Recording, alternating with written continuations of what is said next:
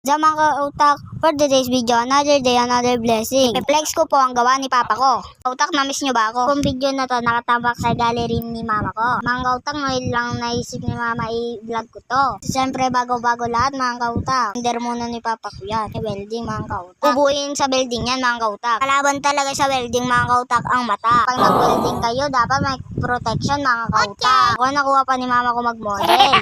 Antalang hahawak lang naman siya. Hindi gumalaw-galaw yung bakal. Kasi sinusubukan ni papa ko kung gano'ng katiba yung welding niya. Pag gumagalaw mga kautak. Day naman to mga kautak. Gawa niya yung sandalan niya. Ang ginagawa ni papa ko mga kautak. Ding bed. Sabi niya po dito, subural. O mas matibay po yung subural mga kautak. Ba mga kautak, mas mura pa yung subural. Matibay pa. Tsapa po sa kahoy at plywood. Makakamura po talaga kayo. Subural mga kautak, medyo nabubunan ni papa ko yan. Dito mga kautak, nilalagyan niya ng bisadra. Matuklip yung kama. Ng kama na mga kautak. Susubukan ng papa ko. Para po makita niya kung maingay o hindi. Kasi po kapag mamangalit-ngit, malangit-ngit, may ngalit-ngit, mga kautak nilabas na ni papa ko. Ito sa asyenda namin. Ontario. Mga kautak nililinis na po ni papa ko. Tanggal niya po yung elkopbook na dumidikit. Po kapag napinturahan, marinis. Po dyan yung compressor niya. Kung compressor, bumubuga ng hangin. May po sa pangalis ng kakalabok. Na po sa pagpipintura. Yung gamit ni papa ko, spray.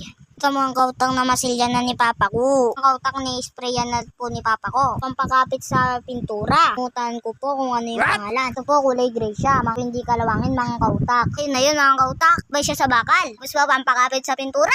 Po hindi kalawangin. Po ginamit sa compressor, is yung gawa kapag may compressor mga kautak. Tayo sa oras. Meron yata yung ang tawag dyan mga kautak. Si papa ko yung nagka-voice cover ako. Ang mga kautak pinapuntura na ni papa ko. Light brown pala yung kulay niya. Mga kautak, first coating pa lang to. Tumaulan po kasi sa labas kaya pinasok na po ni papa ko. Pre, gamit niya din pa yung compressor niya. Mas mabilis pa po matapos. Naman po si mama ko maglinis nito. Ba naman yung nag-spray sa bahay. Ano na mama, may swedlo ka naman. Tante, may tabraw si papa ko. Pa po mag-spray si papa ko. Ito na po yung second coating mga kautak. Ito ang final spray mga kautak. Yan naman mga kautak kung gaano katikintab. May nalo si papa ko po sa pintura. Takintab sa bakal mga kautak. So gabi na po natapos neto kaya madilim. Mga kautak ang ganda ng finishing. Plate brown po yung pintura. Ding bed po to ang ginawa ni papa ko. Size po to mga kautak. Matagalan to mga kautak. Patuyo po yung pintura niya. Subukan po ni papa ko ituklip.